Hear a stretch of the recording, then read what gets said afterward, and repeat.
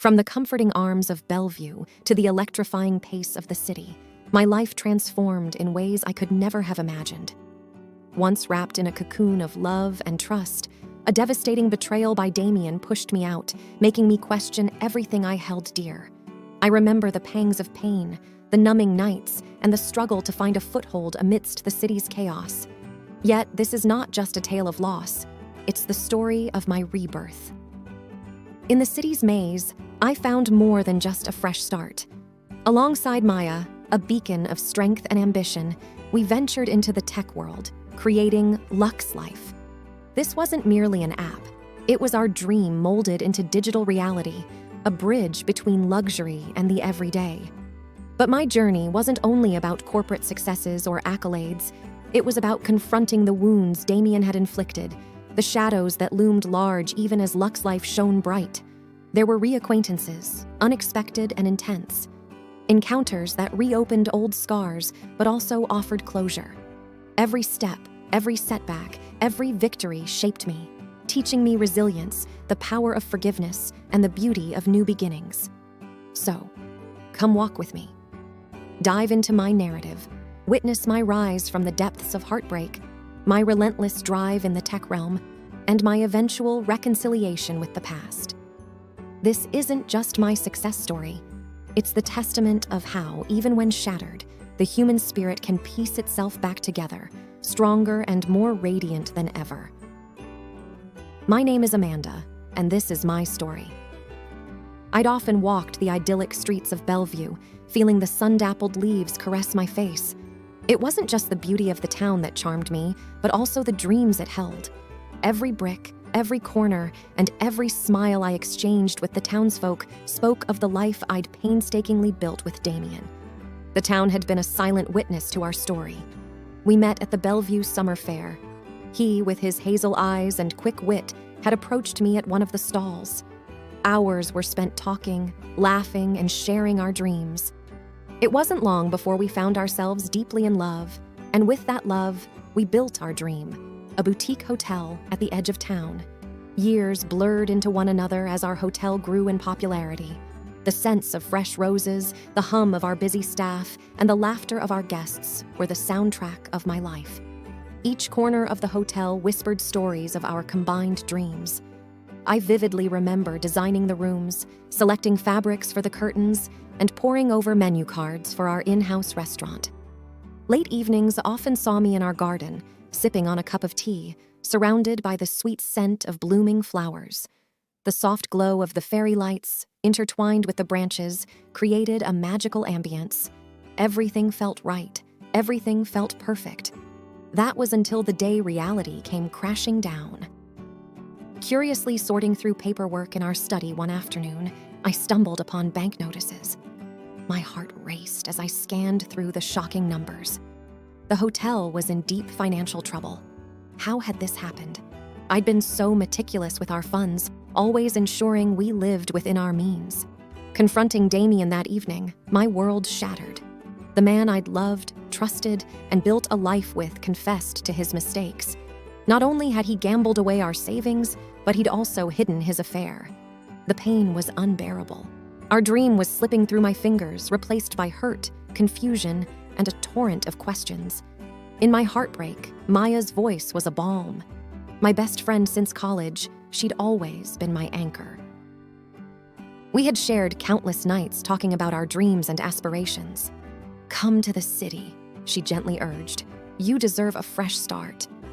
A sleepless night followed, but by dawn, the decision was made. Bellevue held too many memories, and I needed to distance myself. Packing was heart-wrenching. Each object, each memory was a stark reminder of my broken dreams. But I couldn't stay.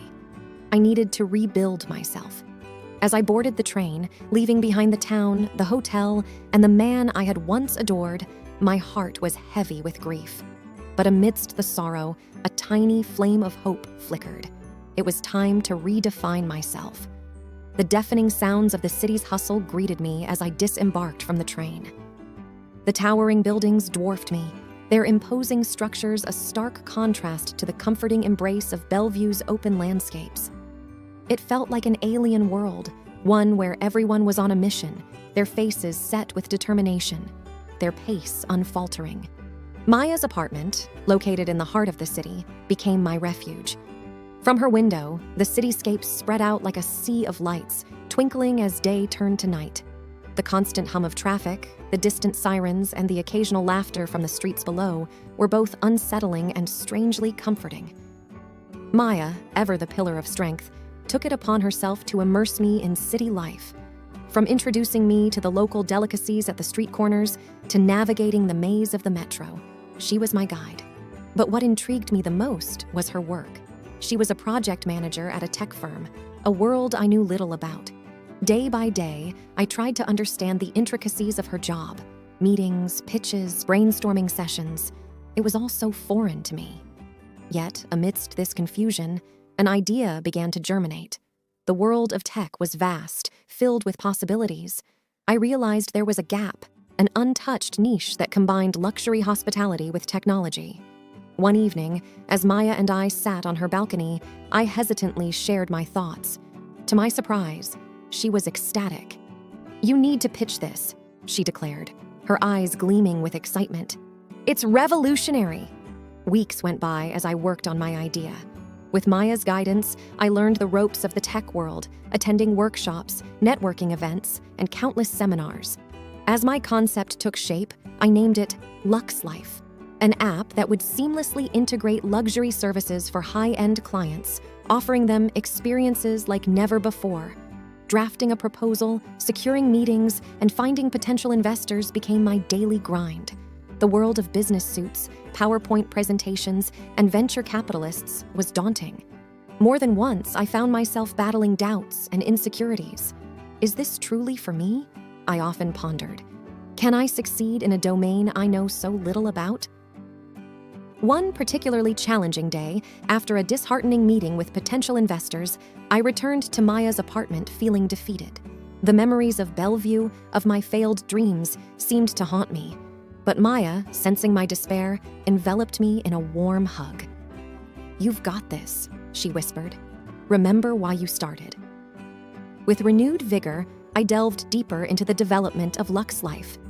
And as days turned into weeks and weeks into months, the app began to gain traction. From initial skeptics, there emerged a growing number of believers. Lux Life's potential was undeniable. It promised something the market had never seen, and I was at its helm. As the one-year anniversary of my move to the city approached, Lux Life was set for its official launch. Invitations were sent, the media was buzzing, and anticipation was high.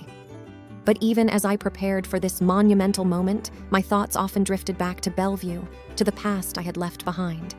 The launch date was set in a prestigious city hotel, an ironic twist considering my history with hospitality.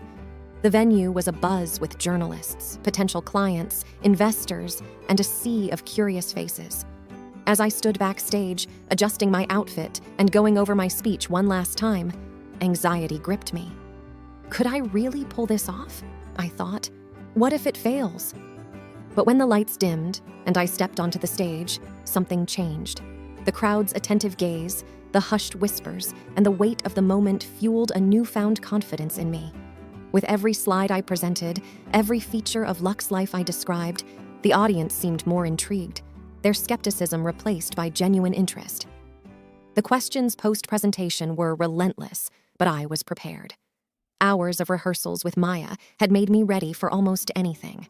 As the event concluded and the applause echoed in my ears, I knew Lux Life was set to be a game changer. However, the biggest shock awaited me at the after-party. Engrossed in a conversation with a group of investors, I felt a tap on my shoulder. Turning around, I was met with a pair of familiar hazel eyes. "Damien, why are you here?" was the only thought that raced through my mind. His appearance was altered, the confident charm replaced by a look of exhaustion and regret. Before I could say anything, he began. "I had to see it for myself. The rumors about your success, they're all over Bellevue, and now the city." Taken aback, I tried to find words. "Damien, this isn't the time or place." But he persisted. "I'm genuinely happy for you, and I need you to believe that. I've realized my mistakes, the pain I caused. But seeing you here, I understand why you had to leave. You were meant for bigger things." It was overwhelming. A mix of emotions coursed through me: anger, sorrow, disbelief. "Thank you," I muttered, excusing myself from the conversation. The night was a blur after that. The weeks that followed were a whirlwind. Luxe Life was an instant success. Its seamless integration of luxury with technology caught the attention of many, leading to numerous collaborations, partnerships, and business offers. Maya and I, once dreamers in a small town, were now names recognized in tech circles. Yet, Damien's unexpected appearance lingered in my mind. His words, his regretful demeanor, haunted my thoughts. It wasn't about reconciliation or forgiveness. It was the closure I never realized I needed. Our paths had diverged, but in that fleeting moment, there was an understanding, a silent acknowledgement of our past and the separate futures we were heading towards. Months transformed into a mosaic of memories, each tile reflecting a milestone for Luxe Life. The app was now global, with a user base that spread across continents. My life, once shattered in Bellevue, was being meticulously pieced together in the city. But success, as gratifying as it was, came with its own set of challenges. Late nights became a norm, with sleep being a luxury I could seldom afford. Every morning, as I looked at my reflection, the toll was evident. The lines on my face deepened, the sparkle in my eyes dimmed, and a persistent fatigue gnawed at me. But driven by ambition and a desire to prove myself, I soldiered on. One such evening, as I pored over sheets of data in my high-rise office, the city lights painting a surreal picture outside, Maya walked in. Her face mirrored my exhaustion, but there was an urgency in her eyes. "We need to talk," she began. The discussion that ensued was a wake-up call. Maya was concerned, not just about the business, but about me. "You've built something incredible," she said, her voice a mix of pride and concern. "But at what cost? I see you pushing yourself, and it scares me." It wasn't just the work. It was the unresolved emotions, the past that I hadn't quite left behind. Damien's surprise visit, while providing some closure, had reopened old wounds. I realized I hadn't truly processed my feelings or allowed myself to heal. Seeking solitude, I took a sabbatical. The mountains, with their serene landscapes and crisp air, beckoned. Days turned into nights as I trekked, meditated, and journaled, addressing the chaos within. The breathtaking vistas provided a backdrop for introspection. One morning, perched atop a cliff, overlooking a sprawling valley, clarity dawned. While ambition and success were crucial, they couldn't be at the expense of my well-being. I needed balance. Additionally, I acknowledged the hurt Damien caused, but recognized the importance of moving on, genuinely leaving the past behind. Returning to the city, I implemented changes. Boundaries were set in my professional life, ensuring I had time for myself. Maya and I even initiated wellness programs for our team. But the most significant change was personal. I began therapy, addressing the emotional baggage I had long ignored. As weeks turned to months, the transformation was palpable. The laughter returned, the fatigue faded, and life, once a relentless marathon, became a more enjoyable journey. A year post my sabbatical, standing on my balcony, the city stretching below, I felt an overwhelming sense of gratitude. The trials, the betrayals, the heartbreaks, they had shaped me, propelled me towards a destiny I hadn't imagined. On a whim, I penned a letter to Damien, not seeking reconciliation, but offering forgiveness. It was a step, I realized, not for him, but for me. Bellevue, the town of dreams and heartbreaks, was a chapter I would always cherish. But the city, with its challenges and triumphs, was my present and future. Here, amidst the chaos, I had found myself,